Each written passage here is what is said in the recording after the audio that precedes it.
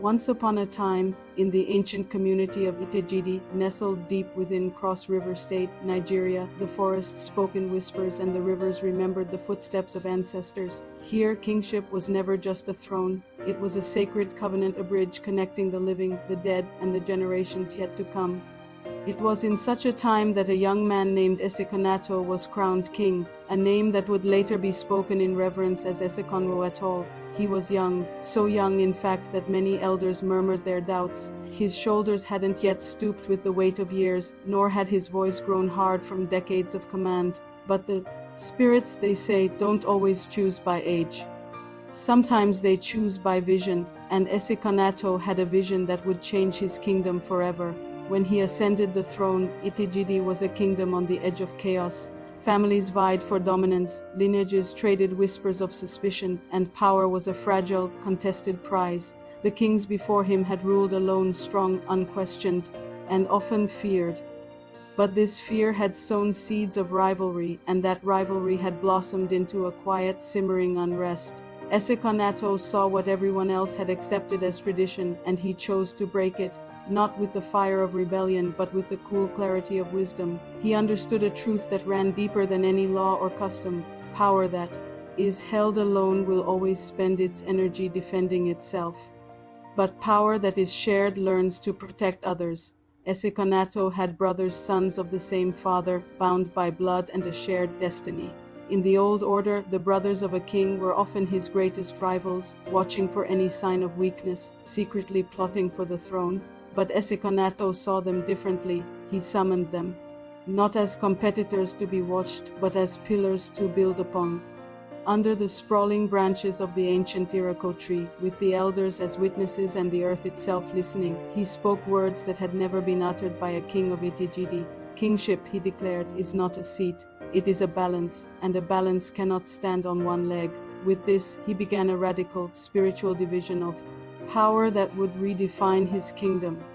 To his elder brother he gave no crown, but he bestowed upon him the highest spiritual authority in the land. You, he said, shall be the eyes of the gods, the ears of the ancestors, the mouth through which the unseen world speaks. This brother became the chief priest, the divine interpreter. It was his duty to consult the gods, to read the signs in the rustling leaves and the flowing river, and to speak not his own opinion, but sacred truth. From that day on, even the king himself would bow when the gods spoke through him. The spiritual authority was now a separate, respected power. To his younger brother, Esikon Atto, entrusted a different kind of power, one that was quiet, enduring, and just as crucial. You, he commanded, shall be the scribe of the palace, the keeper of our memory, the assembler of truth. This brother's role was to record every decision, preserve every lineage, and document every agreement. He ensured that history could not be rewritten by ambition or forgotten by time. What was written in the palace records could not be denied.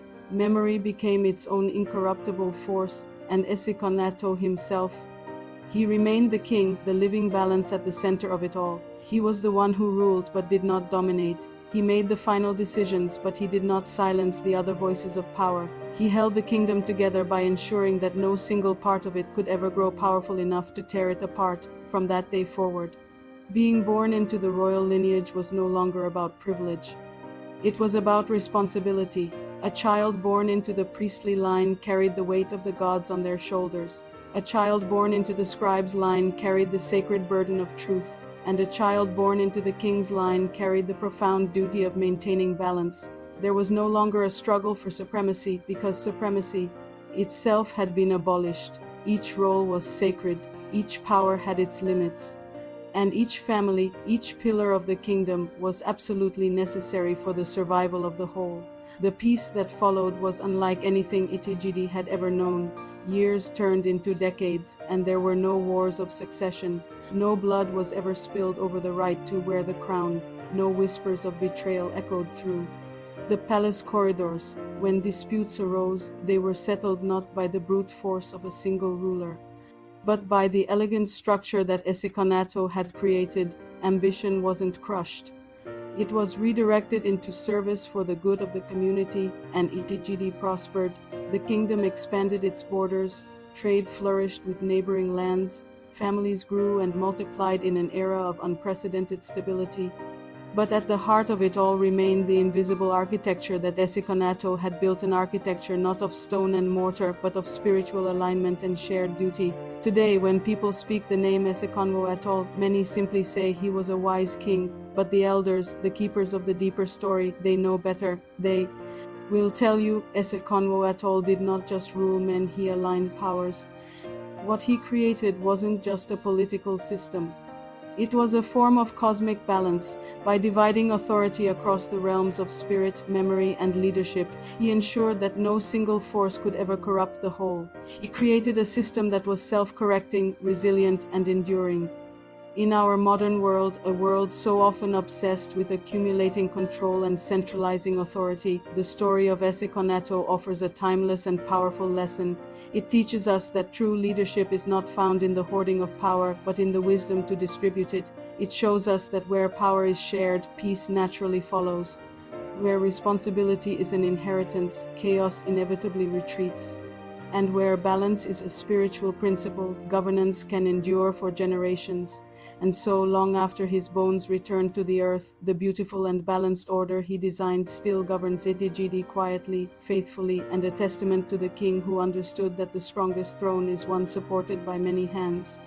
Thank you so much for watching. If this story resonated with you, please consider liking this video and subscribing to our channel for more stories of wisdom from across the world. We'll see you in the next one.